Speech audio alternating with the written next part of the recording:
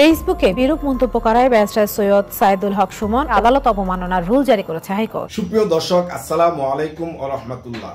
আজকে আমরা জানবো ব্যারিস্টার সুমন সাহেবের বিরুদ্ধে কেন মামলা দেওয়ার প্রস্তুতি চলছে। আমরা নির্বাচনের পর থেকে দেখেছি ব্যারিস্টার সুমন সাহেব জনগণের জন্য কাজ করে যাচ্ছেন। সংসদের মধ্যে হুঙ্কার তুলেছেন ব্যারিস্টার সুমন সাহেব। দুর্নীতিবাজদের বিরুদ্ধে কথা বলতে দেখেছি আমরা ব্যারিস্টার সুমন সাহেবকে। তিনি তার আচার আচরণ ব্যবহার এবং কর্ম দিয়ে জনগণের অনেকটাই কাছে পৌঁছে গিয়েছেন। এই কারণেই আজকে ব্যারিস্টার সুমন সাহেবের বিরুদ্ধে মামলা দেওয়ার প্রস্তুতি চলছে। এবং কি এমন কথা ব্যারিস্টার সুমন সাহেব সংসদে বলেছেন, চলুন আমরা আজকের ভিডিওতে তা দেখে আসি। ভিডিওটি দেখার আগে আপনাদের জন্য বরাবর একটি কথাই বলবো, নামাজ বাদ দিও না বন্ধু, এপারের চেয়ে ওপারের জীবন অনেক সুন্দর। চলুন বন্ধুরা, আমরা ব্যারিস্টার সুমন সাহেবের মুখ থেকেই সংসদের কথাগুলি শুনে আসি। মাননীয় স্বাস্থ্যমন্ত্রীর ছেলে এবং মাননীয় যে স্বাস্থ্য সচিব এবং মহাপরিচালক মিলে একটা সিন্ডিকেটের কথা বলা হয়েছে। এই যে দুর্নীতির অভিযোগ, যে স্বাস্থ্যমন্ত্রী পিপিই বলতে পারে না, বলে পিপিপি, মানে হচ্ছে গিয়ে তার মাথায় হচ্ছে গিয়ে পার্টনারশিপ বিজনেস ছাড়া তার মাথায় কিচ্ছু নাই। সে যে পার্সোনাল প্রোটেকশন ইকুইপমেন্ট এটা পর্যন্ত তার মাথায় নাই। তার মাথায় হচ্ছে গিয়ে প্রাইভেট পাবলিক পার্টনারশিপ, মানে ব্যবসা ছাড়া তার মাথায় কিচ্ছু নাই। তাহলে দরকার হলে অন্য মন্ত্রণালয়ে তারা দিয়ে দেন। কিন্তু এরকম একটা ক্রাইসিস মোমেন্টে যে লোকটা ভালো করে হিসাবই বলতে পারে না, ক্যামেরার সামনে যে লোকটা হিসাবের কথাই বলতে পারে, হিসাবে যে মন্ত্রী বারবার ভুল করে, তার কথা আমি কি বলবো। একটা আলী রাদিয়াল্লাহুর একটা কথা বলতে চাই। আলী রাদিয়াল্লাহু বলেছেন যে আপনি কখন বুঝবেন যে এই সমাজ নষ্ট হয়ে গেছে, কখন বুঝবেন যে এটা কিয়ামতের লক্ষণ, যখন দেখবেন মূর্খরা এই বিভিন্ন মন্ত্রণালয়ে মন্ত্রী হয়ে বসে আছে, যখন দেখবেন ধনীরা কৃপণ হয়ে গেছে, যখন দেখবেন যারা গরিব আছে তারা ধৈর্য হারা হয়ে গেছে। আমরা তো এরকম কিয়ামতের দিকে রওনা দিচ্ছি মাননীয় নেত্রী। খুব সুন্দর কথা বলেছেন ব্যারিস্টার সুমন সাহেব, যা অন্য এমপিদেরকে আমরা বলতে শুনিনি। চাষ করেন যে মাননীয় স্বাস্থ্যমন্ত্রীর ব্যাপারে কোনো ধরনের কনফিডেন্স আছে কিনা।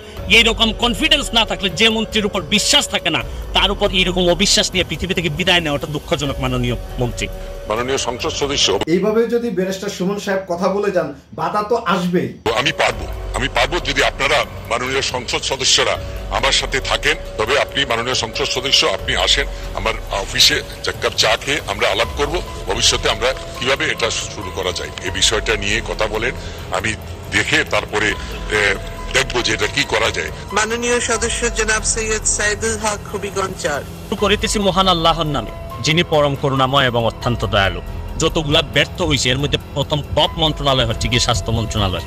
এমন একজন মন্ত্রী, এটা স্বাস্থ্যমন্ত্রী, আপনি মনে হয় দেখেছেন মাননীয় নেত্রী, যে 37 জন লোককে পিছনে উনি আমাদেরকে সচেতন করতে গিয়েছিলেন। আপনি জানেন মাননীয় নেত্রী, উনাকে ন্যাশনাল কমিটির প্রধান করা হয়েছে এবং উনি জনসমক্ষে সাংবাদিকদের সামনে বলেছেন যে উনি সভাপতি ন্যাশনাল কমিটির ঠিকই, কিন্তু উনি কিচ্ছু জানেন না কোথায় কি হচ্ছে। এই ধরনের কথা বলার পর মিনিস্ট্রিয়াল রেসপন্সিবিলিটি অনুযায়ী তো উনি তৎক্ষণাৎ রিজাইন করার কথা ছিল।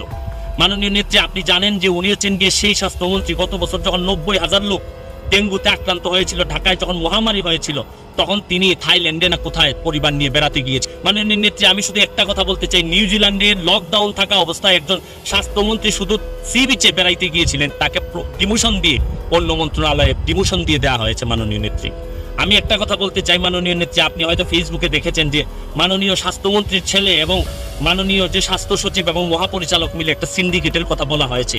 N95 যে মাস্কের কথা বলা হয়েছে, যে মাস্কের কারণে ডাক্তাররা আজকে হুমকির সম্মুখীন। এই যে দুর্নীতির অভিযোগ, এই অভিযোগ স্বাস্থ্য মন্ত্রণালয়ের এই সিন্ডিকেটের কথা বলা হচ্ছে। আলী রাদিয়াল্লাহুর একটা কথা বলতে চাই। আলী রাদিয়াল্লাহু বলেছেন যে আপনি কখন বুঝবেন যে এই সমাজ নষ্ট হয়ে গেছে, কখন বুঝবেন যে এটা কিয়ামতের লক্ষণ, যখন দেখবেন মূর্খরা এই বিভিন্ন মন্ত্রণালয়ে মন্ত্রী হয়ে বসে আছে, যখন দেখবেন ধনীরা কৃপণ হয়ে গেছে, যখন দেখবেন যারা গরিব আছে তারা ধৈর্য হারা হয়ে গেছে। আমরা তো এরকম কিয়ামতের দিকে রওনা দিচ্ছি মাননীয়। আমি আপনাকে ধন্যবাদ জানাই, আপনি যেভাবে কষ্ট করে যাচ্ছেন। একজন দুই একটা মন্ত্রণালয়ের জন্য নিশ্চয়ই আপনার এত ভালো ভালো কাজগুলো নষ্ট হয়ে যেতে পারে না।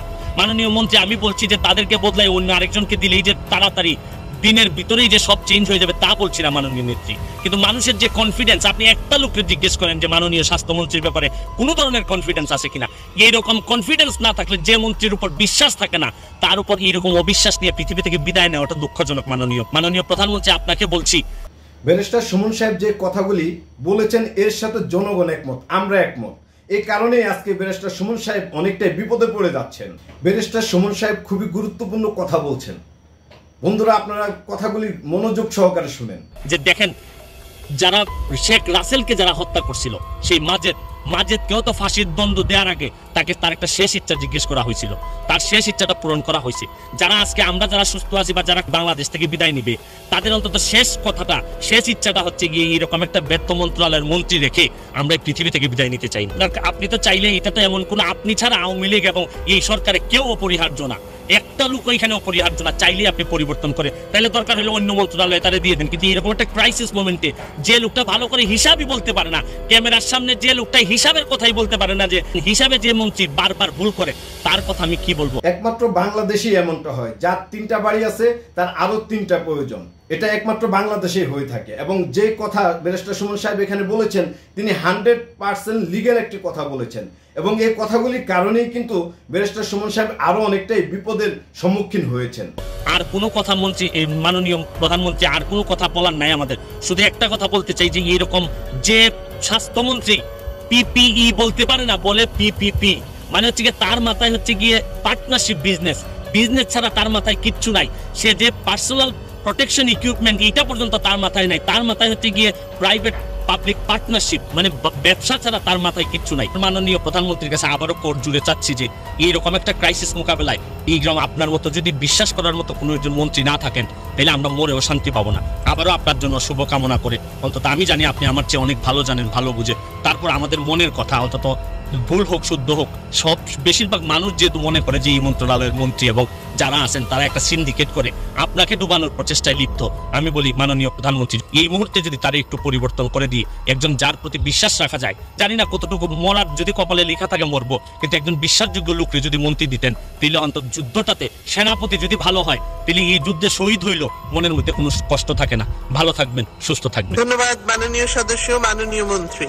ব্যারিস্টার সুমন সাহেব যে কথাগুলি বলেছেন, এই কথাগুলি জনগণই উত্তর দেবে। জনগণই এগুলিকে অনেকটাই খেয়াল করে দেখবে ব্যারিস্টার সুমন সাহেব জনগণের জন্য বলেছেন নাকি কারো ক্ষতি করার জন্য এই কথাগুলি বলেছেন। কথাগুলি রাইট এবং রং জনগণই এর বিচার করবে। চলুন আমরা আরো কন্টিনিউ করি। মাননীয় সংসদ সদস্য, প্রশ্নের উত্তরে আমি একটা কথাই বলবো, আমি পারবো যদি আপনারা মাননীয় সংসদ সদস্যরা আমার সাথে থাকেন। আর বিষয়টি আমি খুব ভালো একটু অবগত নই। আমি মাননীয় সংসদ সদস্যকে অনুরোধ করব, তিনি যদি আমার সঙ্গে দেখা করেন এবং এই বিষয়টা নিয়ে কথা বলেন, আমি দেখে তারপরে দেখবো যে এটা কি করা যায়। তবে আপনি মাননীয় সংসদ সদস্য, আপনি আসেন আমার অফিসে, এক কাপ চা খেয়ে আমরা আলাপ করব ভবিষ্যতে আমরা কিভাবে এটা শুরু করা যায়। আমি ডেফিনেটলি আমি পারবো।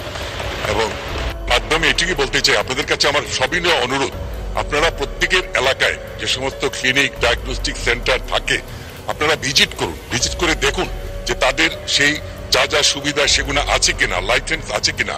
মাননীয় সংসদ সদস্য, বার্ন ইউনিট করতে গেলে বেশ কিছু জিনিস দরকার, যে দক্ষ জনবল, দক্ষ সিস্টার, দক্ষ সবই কিছু। আমাদের দেশে এখন যে দক্ষ জনবল আছে, সে দক্ষ জনবল দিয়ে আমরা বিভাগীয় শহরগুলোতে প্রথমে শুরু করব। আমি আজকেই সিলেট বিভাগে একটা নির্দেশ দিয়েছি যে সিলেট বিভাগে আমি 6 তারিখে সিলেট যাব। তার আগে যেন আমাকে জানানো হয় যে সিলেট বিভাগে কতগুনা উপজেলায় কতগুনা ওটি নষ্ট কিংবা অতীতের ট্রাইব্যুনালে ব্যারিস্টার সুমন সাহেব আল্লামা দেলোয়ার হোসেন সাইদি সাহেবের বিরুদ্ধে থাকার কারণে মুসলিম উম্মার অনেক মানুষ, মুসলিমরাই তাকে অপছন্দ করেছেন। কিন্তু বর্তমানে তিনি জনগণের জন্য কাজ করার কারণে জনগণের অনেকটাই পছন্দের পাত্র হয়ে উঠেছেন। ভালো এবং মন্দ মিলিয়েই একজন ব্যক্তি। এই ব্যক্তি আল্লামা দেলোয়ার হোসেন সাইদি সাহেবের বিরুদ্ধে থাকলেও এই মুহূর্তে একমাত্র বাংলাদেশে ব্যারিস্টার সুমন সাহেবই জনগণের জন্য কথা বলছেন, সমাজের জন্য কাজ করছেন, বাংলাদেশের জন্য কাজ করছেন, এবং তার কাজের মধ্য দিয়ে তিনি জনগণের অনেকটাই অন্তরে এবং অনেকটাই কাছে পৌঁছে গিয়েছেন। আর এই মুহূর্তেই ব্যারিস্টার সুমন সাহেবের বিরুদ্ধে চলছে মামলার প্রস্তুতি। এই ভিডিও সম্পর্কে আপনাদের মতামত অবশ্যই কমেন্ট বক্সে দিবেন। দেখা হবে নতুন কোনো এপিসোডে। সে পর্যন্ত ভালো থাকবেন, সুস্থ থাকবেন। আল্লাহ হাফেজ।